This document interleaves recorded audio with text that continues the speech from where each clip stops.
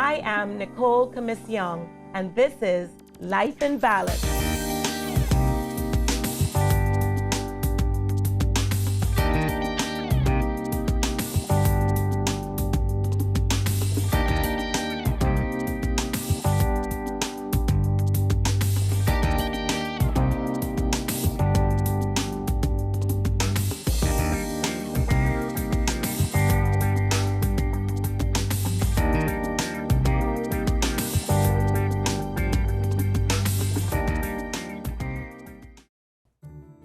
Hi, my name is Nicole Commissiong, and I'm a wife, mother, sister, daughter, friend. My life is multifaceted, and this is Life in Balance. I decided to do this show because of my multifaceted life and the busy lifestyle that I lead. And I know that there are a lot of women out there who have similar issues and would love to find out how can we really get our life in balance. Because when our life is not in balance, we're off-centered, and we're not able to do the things that truly make us complete as women, as mothers. So I first started with my blog, Mom in Motion, where I shared all my life experiences as a mom, as a wife, as a career woman, and as a daughter and friend. And then I decided, why not take this sharing a little further by doing this show? I am a native of Trinidad and Tobago, and while attending Howard University in Washington, D.C., I met my fabulous native New Yorker husband, Darnell. We have 4 beautiful children, and like many of you, I make executive decisions both at home and at work. But my multifaceted life requires balance. As most moms know, that's not always easy to achieve, but it is so important. Without the proper balance in our lives, we find ourselves off-center, not focused, and unproductive. From cuisines to healthy lifestyles to good old-fashioned girl talk, we'll talk about the things that bring balance to our lives. So grab your favorite beverage, get cozy in your favorite chair, and join us for Life in Balance with me, your host, Nicole Commissiong.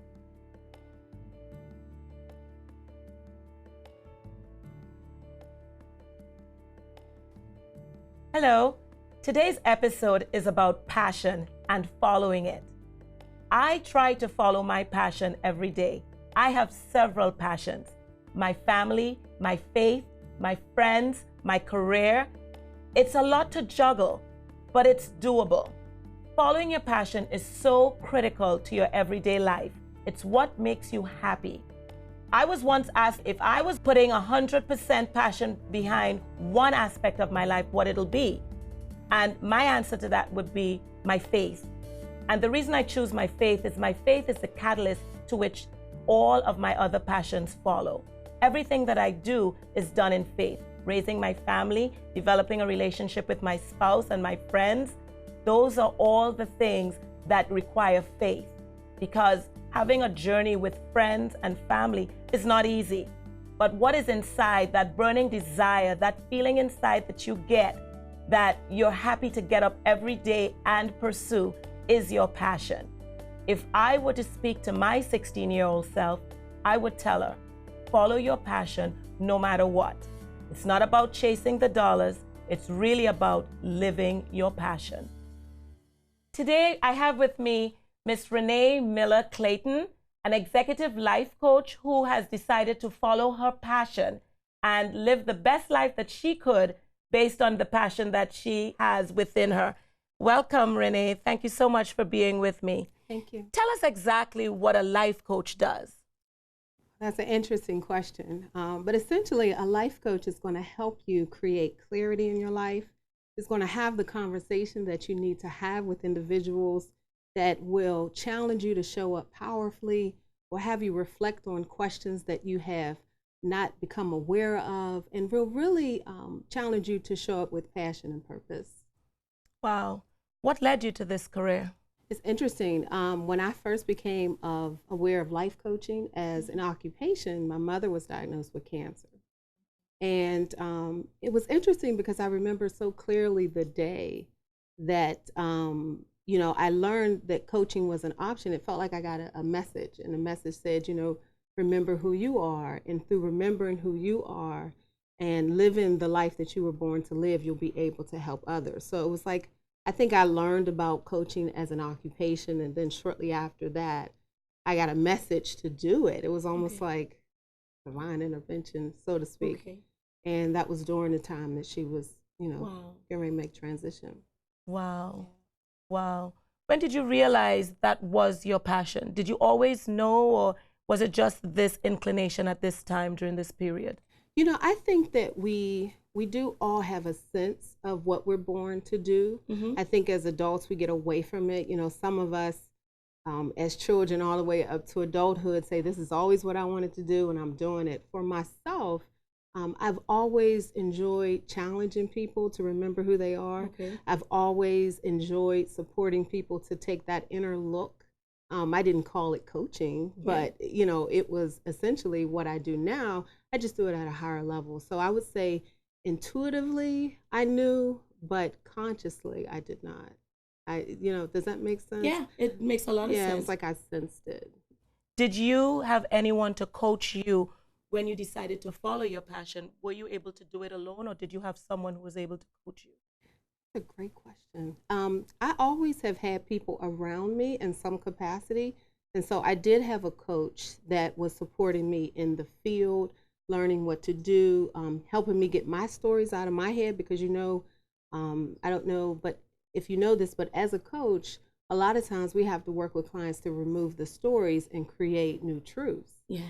And so those old stories and those old doubts and fears, we have to start to remove them and empower ourselves. And so my coach and my mentor helped me to do that, and helped me to really start to look at, what was I trusting? What was I not allowing myself to consider in my life? And so the more I did that, the more I was able to really own my power as a coach.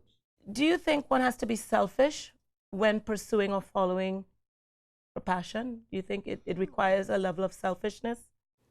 A great question. There's an aspect of myself and others who feel that they're worth it that is selfish.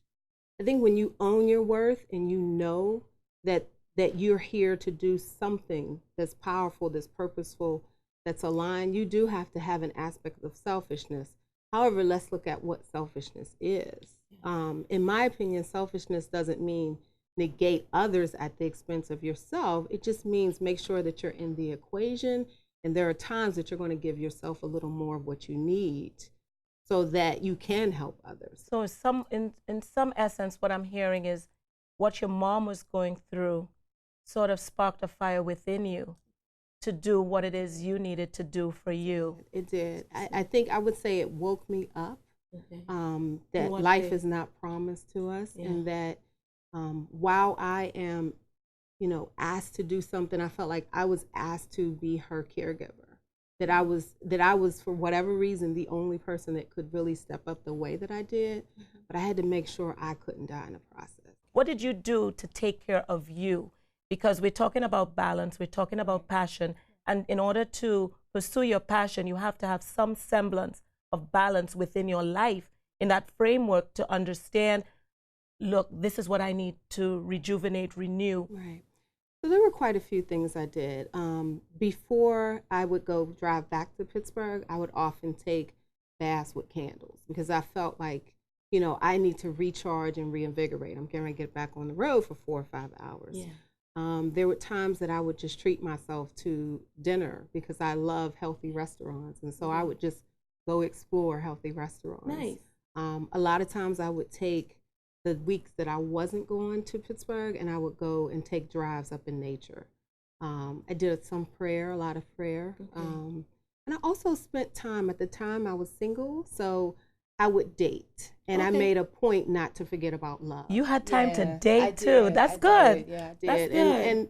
And it was fun. And sometimes, the people that I went out with understood what I was going through. And so they would make a point for it to be an enjoyable, fun time. Good. Absolutely. Yeah, we can't do boring dates during tough times. We can't do that. That's out the question.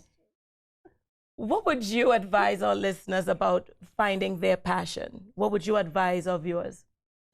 Before we can find, really look at what our passion is, we have to spend some time doing some internal searching, thinking about what do we enjoy, what gives us fulfillment, What are we not giving ourselves permission to have? That we sense it, but we're still not walking towards it. So I would definitely say take inventory. And then I also challenge my clients to do one thing different that they are holding back from doing, that they sense they need to do, they know they need to do it, but they just won't walk towards it. One thing. And then the last thing I would say is through working with myself and other coaches, we help you really look at your thoughts. Like I said earlier, what kind of stories do you have? What kind of new truths do we need to create? So I often ask my clients to sometimes just do a writing assignment or a reflective exercise on what do you feel about your passion, or more specifically, what do you feel about your occupation or your career or the life that you're living, depending on whatever is the obstacle. And then have that authentic, honest look and then decide. And I always say choose one thing that you want to look different and don't be afraid to go towards it. But the first step is to take inventory and then realign and then actually go forward with something that will be action oriented, that gives yourself permission to have it. What would you say, that's, and that's tough to do. It is. It's all self-examination is one of the toughest things to do. And since passion is that burning desire, that compelling feeling, what would you say to help viewers who have that passion, that burning desire, that ambition to do something they really want to do, but they feel paralyzed? Oh, one of my mentors told me this. She said, write down one area of your life that you want to work on. Like maybe it's a business or career. Right. And write all of the thoughts that you have about it. It's a sacred, quiet moment. Yeah. It's a moment where it's just you and that paper, and you write everything down. Get it all out, all the stuff you wouldn't even tell your best friend. Mm-hmm. And then once you write it all down, then you go back with a different color pen and you write a different conversation about it. So, for example, if you have thoughts, I'm too old to start a business. I don't have enough money to start a business. I don't know what I'm doing. It's not the time. My family needs me. You name it, we have those excuses.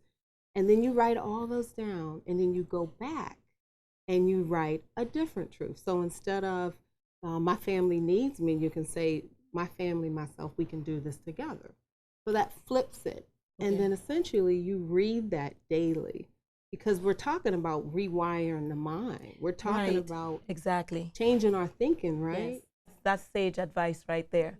That's sage advice. Do you do workshops in the area? I do. Yeah, so occasionally I'm down at the harbor, National Harbor. And I also do various workshops that I post on my website. Well, there you have it. This is Renee Miller Clayton.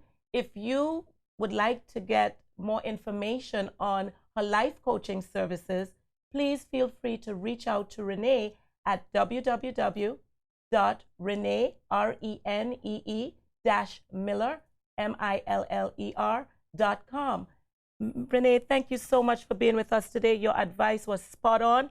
I appreciate you, and I too will take some of that advice as I pursue my passion. Thank you for being with us. You're welcome.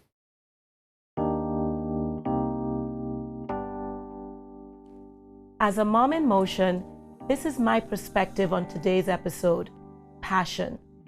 We all owe it to ourselves to follow our passion, no matter what.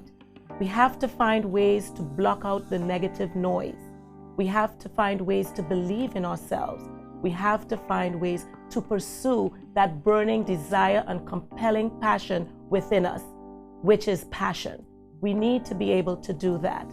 And my advice to you is to take some time with yourself and be still so that you can now focus on that passion that's been within you. So today, I'm going to say to you, be confident, be brave, be introspective, be positive, and embrace your journey. Thank you.